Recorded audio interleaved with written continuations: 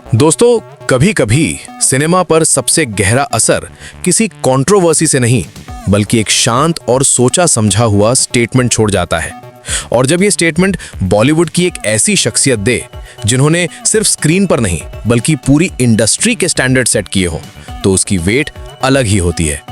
धुरंधर को लेकर हेमा मालिनी जी का रिएक्शन कुछ ऐसा ही रहा।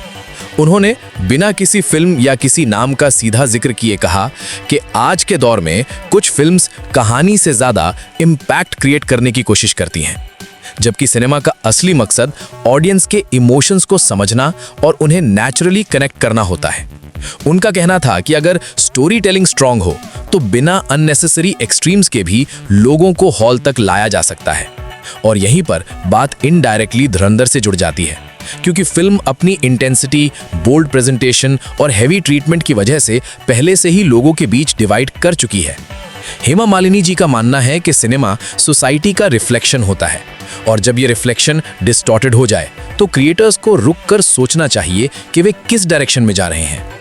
उन्होंने ये भी पॉइंट आउट किया कि शॉक और सेंसेशन टेम्परेरी होते हैं, लेकिन इमोशन और ऑनेस्टी वही चीज है जो ऑडियंस के साथ लंबी रेस तक टिकती है।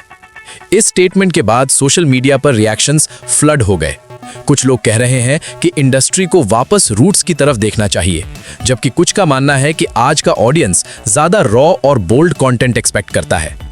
अभी तक धुरंधर की टीम की तरफ से कोई डायरेक्ट रिप्लाई नहीं आया, लेकिन इंडस्ट्री के अंदर एक बात क्लियर है, ये सिर्फ एक कैजुअल कमेंट नहीं था, क्योंकि जब हेमा मालिनी जैसी आर्टिस्ट बोलती हैं तो वे सिर्फ अपनी बात नहीं रखती बल्कि सिनेमा के फ्यूचर पर एक सवाल छोड़ जाती हैं।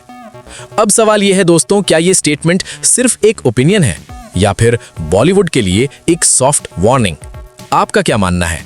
क्या आज के सिनेमा को बाउंड्रीज तोड़नी चाहिए या फिर बैलेंस ही सबसे बड़ी स्ट्रेंथ होती है?